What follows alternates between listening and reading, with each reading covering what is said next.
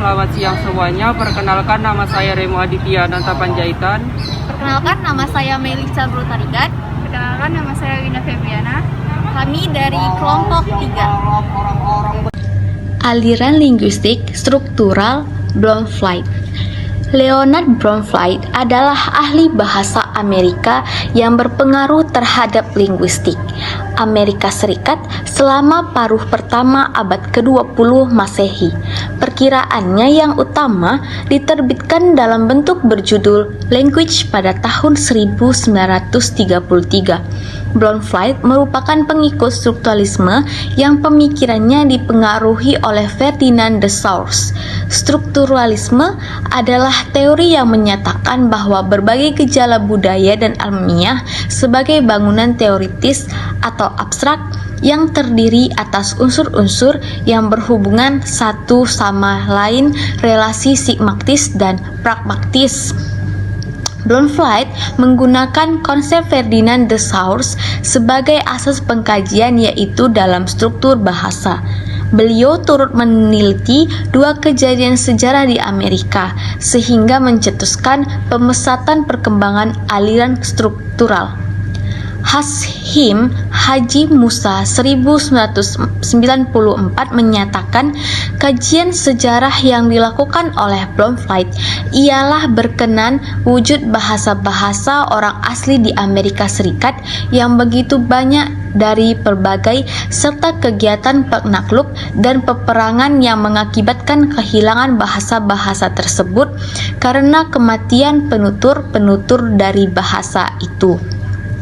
Selain menjadi seorang ahli linguistik, Bloomfield juga terkenal dengan teori behaviorisme yang berakar dari pemikiran Plato yang percaya bahwa proses bahasa ini berpuncuk dari proses peniruan atau mimetik.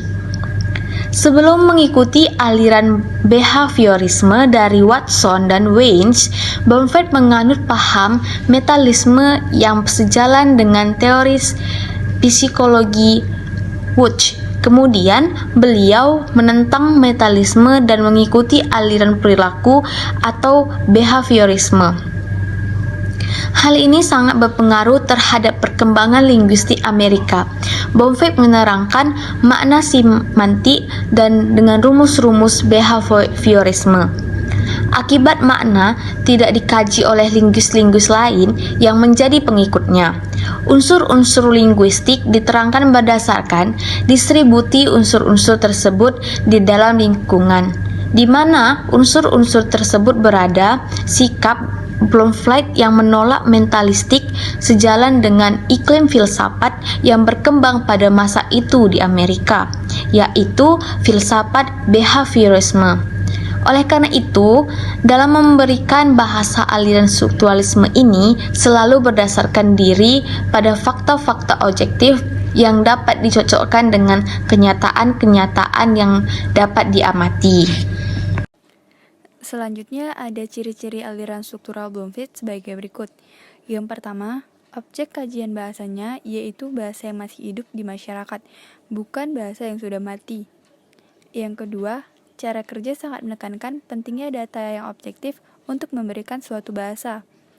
Dan yang ketiga, dalam menganalisis dan mengklasifikasikan unsur-unsur bahasa berdasarkan hubungan hierarkinya.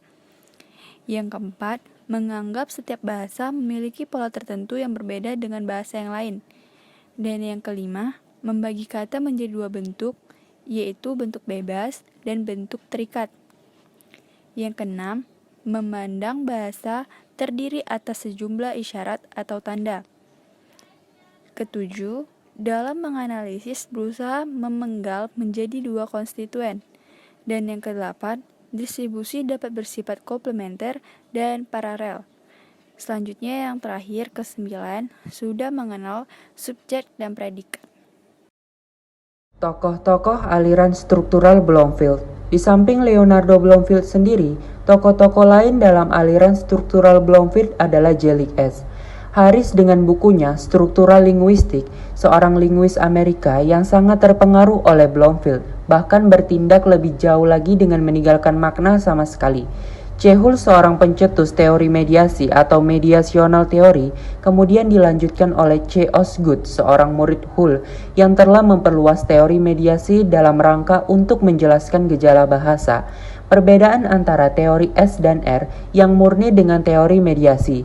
Teori mediasi membahas variabel perantara atau inverting variables yang terjadi antara S dan R. Pendekatan non-behavioris ini mempertanyakan proses mental dan proses berpikir dalam menganalisis tingkah laku manusia sehingga ia menyimpulkan bahwa tingkah laku manusia dalam berbahasa menitikberatkan pada meaning atau makna. Menurut teori ini, meaning dari suatu kata atau kalimat adalah mediator antara stimulus luar atau eksternal dan tingkah laku eksternal atau yang tampak. Meskipun hubungan antara stimulus dengan respon bersifat tidak langsung, meaning itu tidak terjadi begitu saja, melainkan proses melalui conditioning atau kondisi, seperti hal proses belajar yang lain. Osgood memperdalam kajiannya dalam mencoba mengkombinasikan kedua teori dari Watson dan Skinner. Watson mengeluarkan teori yang disebut conditioning klasik. Kesimpulan dari teori ini adalah sebagai berikut. Sepotong daging adalah sebuah stimulus yang dapat mengundang selera. Lonceng juga bila dibunyikan berulang-ulang dapat mengundang selera. Selera yang muncul itu merupakan respon. Dalam teori Skinner dinyatakan bahwa suatu stimulus dapat menimbulkan bermacam-macam respon apabila salah satu respon diberi penguat.